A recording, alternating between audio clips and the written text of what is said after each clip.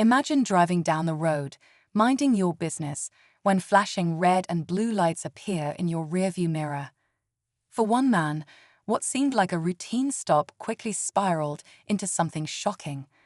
A group of officers approached his car with aggression, their words and actions raising serious questions about fairness and justice. But what they didn't realize was they had targeted the wrong person. This wasn't just any driver. This was a state inspector, someone who knew the rules better than they did. As their attitudes escalated, so did the tension, until an unexpected twist turned the tables entirely. What happens when the ones abusing their authority are caught in a trap of their own making? This story is a powerful reminder that karma doesn't miss, and sometimes it strikes when you least expect it. Stay tuned to see how justice finds its way in the most unexpected fashion. The driver, a well-dressed man in his early 40s, kept his cool as the officers barked commands at him. He had been through countless inspections in his line of work, but this felt different. The tone, the glares, the accusations, they weren't just trying to enforce the law. They seemed determined to intimidate him. He handed over his license and registration calmly, his expression giving nothing away. But inside, he was already taking mental notes, knowing this encounter might go beyond a simple traffic stop. One officer began circling the car, muttering under his breath, while another questioned the driver with barely concealed hostility. They accused him of minor infractions that didn't add up. Yet, the man stayed composed, letting them dig themselves deeper. Little did they know, he wasn't just any citizen. His job required him to oversee law enforcement practices. And now, these very officers were under his silent scrutiny. As the officers continued their aggressive questioning, the man noticed a growing crowd of onlookers. People were filming on their phones, murmuring about how the scene seemed unnecessary and out of line. The man in the car remained composed, but his mind was racing. He thought about the countless stories of similar encounters, situations that ended unfairly or worse. Yet, he also knew he had something they weren't prepared for, knowledge of the exact protocols they were violating. One officer demanded he step out of the car, his tone sharp and unprofessional. The man obliged, keeping his hands visible, but the tension in the air was thick. As he stood by the car, the officers started searching it without consent, ignoring the man's calm objections. Every move they made seemed more careless, more desperate to assert control. Meanwhile, the onlookers' frustration grew. Whispers turned to louder questions. Asterisk, who is this man? Why are they treating him like this? Asterisk. The man could feel the tide slowly shifting, but he said nothing yet, letting the officers dig themselves into a deeper hole.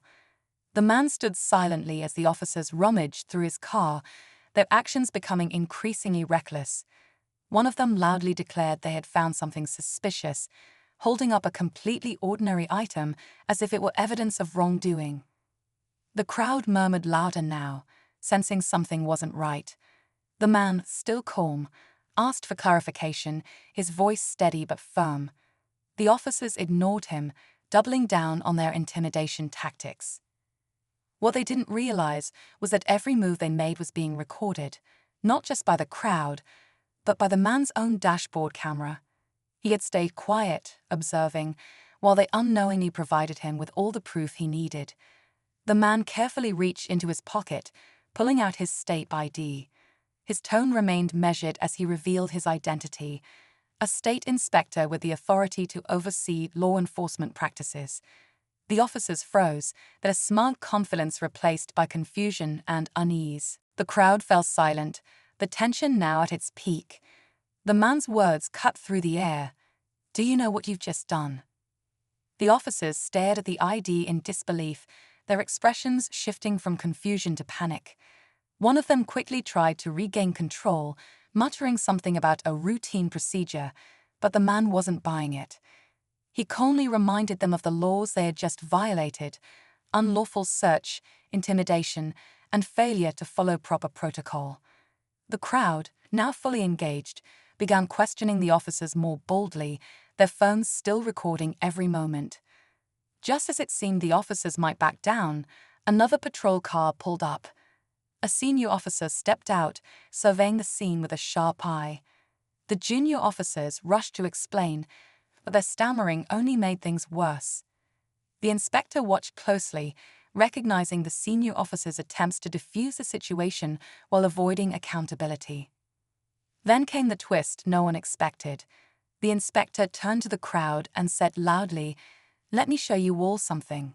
He opened his car door, retrieved a folder, and revealed detailed reports about systemic issues within this precinct, issues he had been investigating long before this encounter. The gasps from the onlookers and the visible fear on the officers' faces made one thing clear: this wasn't over yet. The crowd leaned in closer as the inspector held up the reports, his voice calm but commanding. "This precinct has been under investigation for months," he began, looking each officer in the eye. "Your actions today are just the latest example of why." The junior officers' faces turned pale, and the senior officer's attempt at a confident stance faltered. The inspector went on to explain that the reports contained evidence of misconduct, unjustified stops, racial profiling, and abuse of authority, problems that had been ignored for far too long. Just as the tension seemed to reach its peak, the inspector dropped the final bombshell. He pointed to the senior officer. "And you," he said, "are named in these reports." Gasps rippled through the crowd as the senior officer's face turned bright red. For a moment, there was silence.